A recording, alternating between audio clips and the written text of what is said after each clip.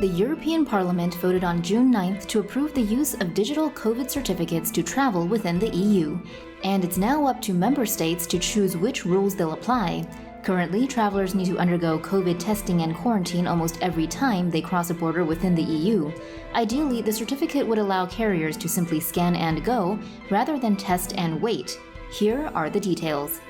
CNN reports that the EU has voted to approve the EU Digital COVID Certificate, which should allow easier movement between EU countries. The scheme is scheduled to start on July 1st. The certificate is touted as a way to make travel within Europe much easier. Currently, if you travel between two EU countries, you'll have to meet each of their individual rules for entry, which might mean daily testing if you're driving through or taking the train around the continent.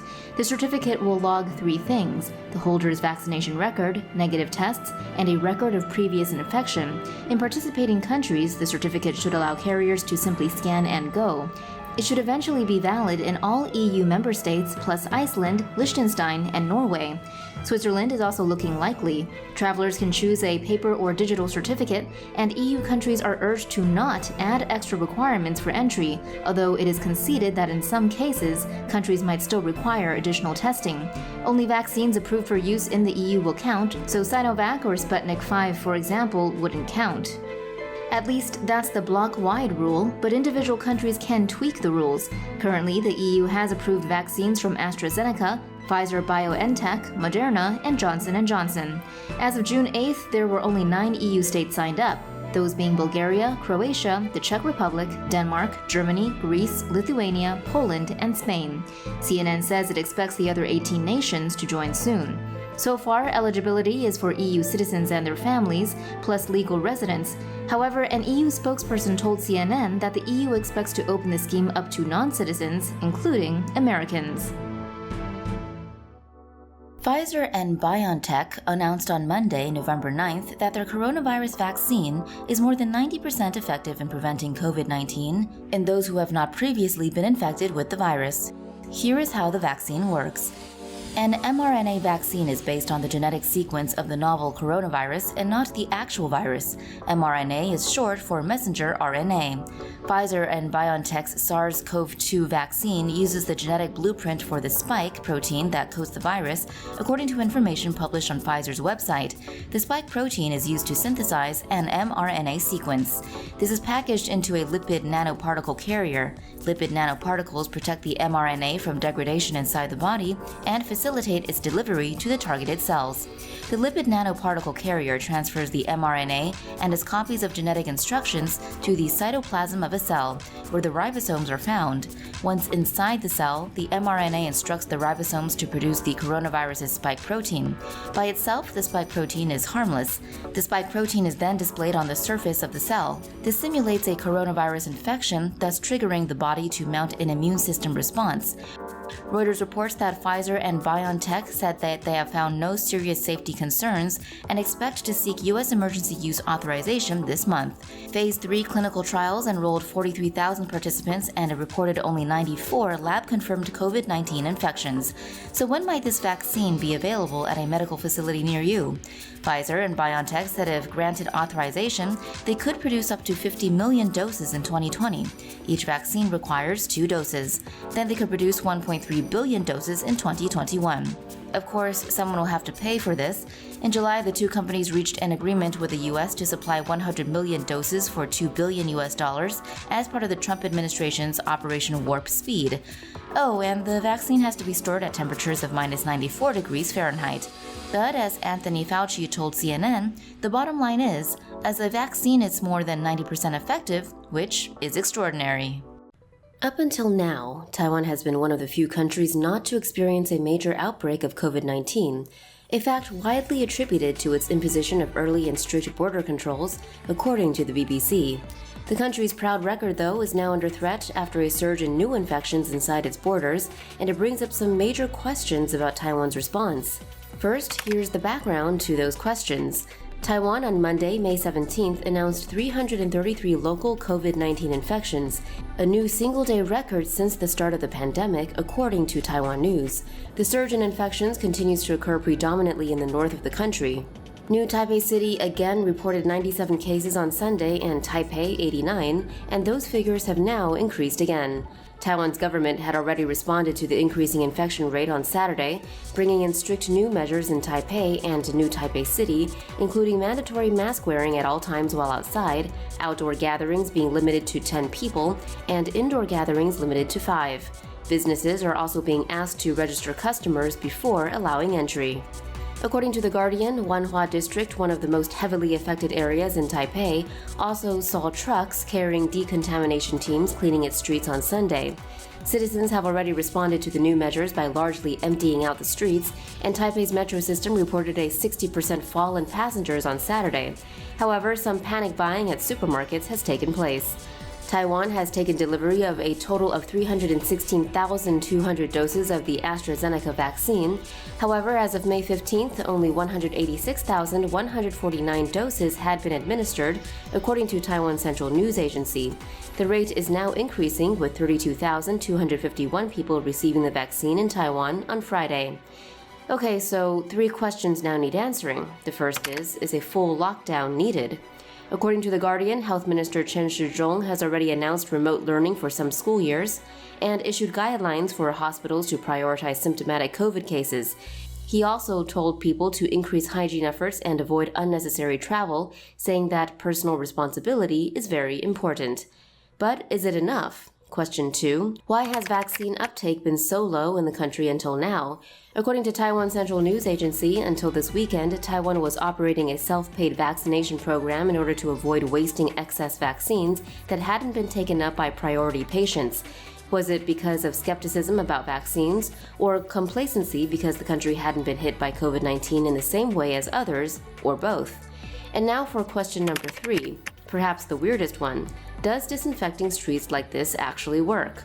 Well, it seems like it might be simply no, if you listen to the WHO, which explicitly says in a briefing on its website, spraying or fumigation in areas such as streets or open market areas for the COVID-19 virus is not recommended, before adding that it could actually be bad for your health. So why might governments like Taiwan's be doing it?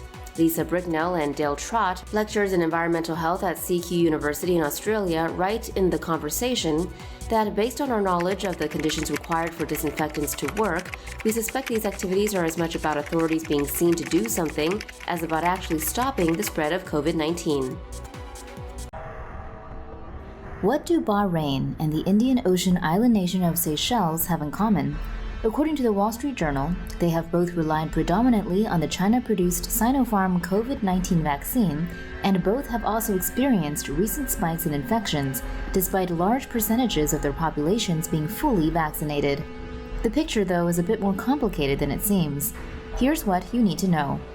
Doubts have arisen around the efficacy of China's Sinopharm vaccine after Bahrain began recommending over 50s with comorbidities get a booster of Pfizer and Biotechs 6 months after their second Sinopharm shot, according to the Wall Street Journal. The Sinopharm vaccine works by teaching our immune systems how to attack the coronavirus using inactivated viruses which can't replicate, according to the New York Times. Once injected into a patient, inactivated virus particles are swallowed by antigen-presenting cells that break them up and present fragments of them on their surfaces. From there, helper T cells can attach to the fragments and send signals to activate other parts of the immune system, including B cells and cytotoxic T cells, according to Encyclopedia Britannica. Cytotoxic T cells attach to infected cells and subsequently program them to die, according to the journal Immunobiology. B cells create antibodies that attach to viruses to prevent them from invading cells, according to the New York Times.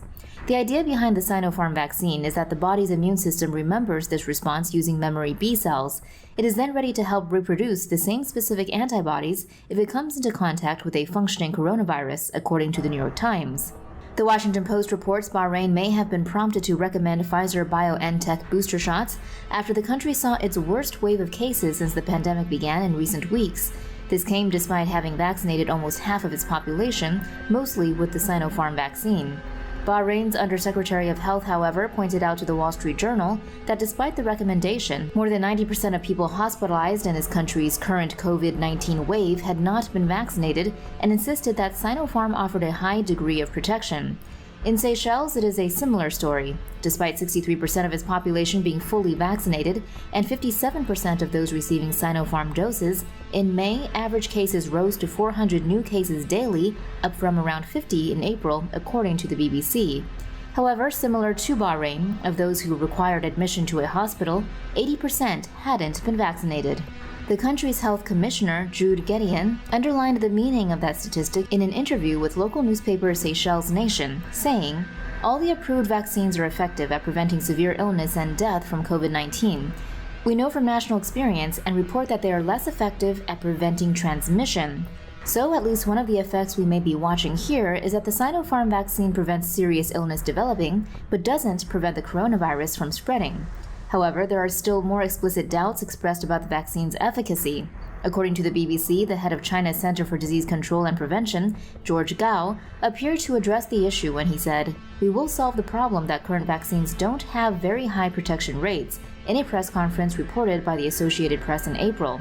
What's more, according to the Wall Street Journal, an unpublished real-world study of Sinopharm in Serbia found that 29% of 150 participants had zero antibodies against the virus 3 months after they received the first 2 shots.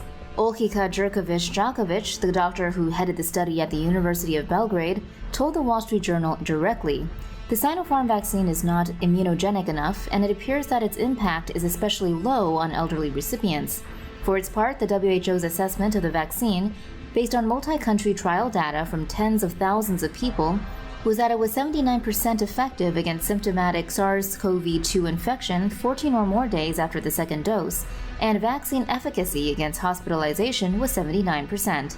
However, that briefing partially acknowledged one widespread claim against Sinopharm, that not enough trial data has been released about it, saying that safety data was limited for people above 60 years of age. The U.S. looks set to have a third COVID vaccine approved by the government and ready to be distributed within the month. But this vaccine works differently than the Pfizer and Moderna mRNA vaccines that are already being used in America and is effective with only a single dose. Here is what you need to know. Johnson & Johnson's COVID vaccine uses a genetically modified common cold virus, adenovirus 26, altered with blueprints for the coronavirus's spike protein. This same approach is used by the Oxford AstraZeneca vaccine. The coronavirus's outer coating is covered in spike proteins, which gives the virus its crown-like appearance. The spike protein possesses receptor binding domains, or RBDs, that the virus uses to pry open receptors before penetrating the cellular membrane. The Johnson & Johnson vaccine carries genetic material from the code for the spike protein that the coronavirus uses to enter a human cell. The spike protein gene is cut from the coronavirus and inserted into a vector, a virus that is weakened so that it cannot replicate inside the human body after injection. The EU this summer approved Johnson & Johnson's Ebola vaccine, which uses the same technology. The adenovirus vector also does not alter the human genome itself, as it does not carry the enzymes needed to edit DNA. Once the vector delivers its genetic payload to a cell, it causes the cell to produce spike proteins. These spike proteins are harmless on their own, but they should trigger the body to mount an immune response. This response produces antibodies and memory cells that will recognize SARS-CoV-2, the actual virus that causes COVID-19. While Johnson & Johnson's coronavirus vaccine uses the same adenovirus mechanism as the Oxford AstraZeneca vaccine, there are 2 key differences.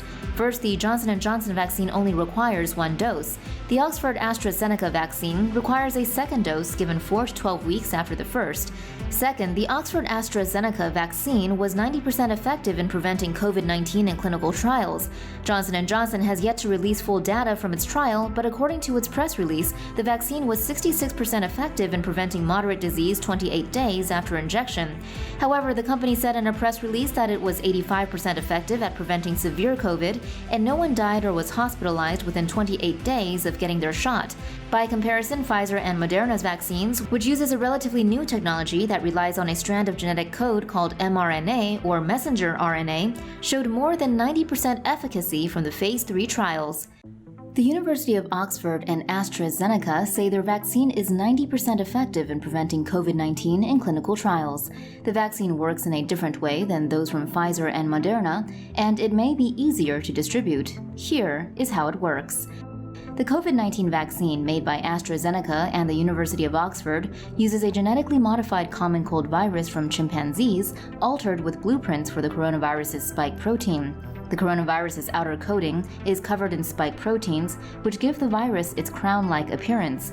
The spike protein possesses receptor binding domains, or RBDs, that the virus uses to pry open receptors before penetrating the cellular membrane. The AstraZeneca Oxford vaccine carries a gene with the code for the spike protein that the coronavirus uses to enter a human cell. The spike protein gene is cut from the coronavirus and inserted into a vector, a virus that is weakened so that it cannot grow inside the human body after injection.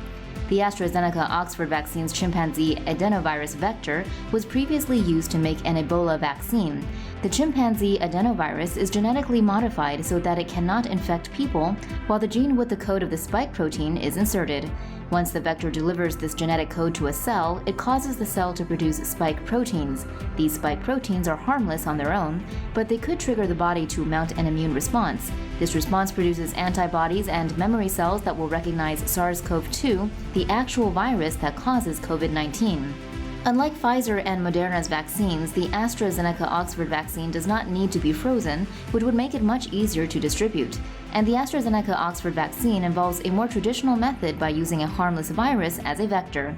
Pfizer and Moderna's vaccines, if approved, would be the first vaccines ever approved by the FDA to use messenger RNA technology. For more news animations and explainers, hit the subscribe and bell button to join the TomoNews family. Thanks for watching.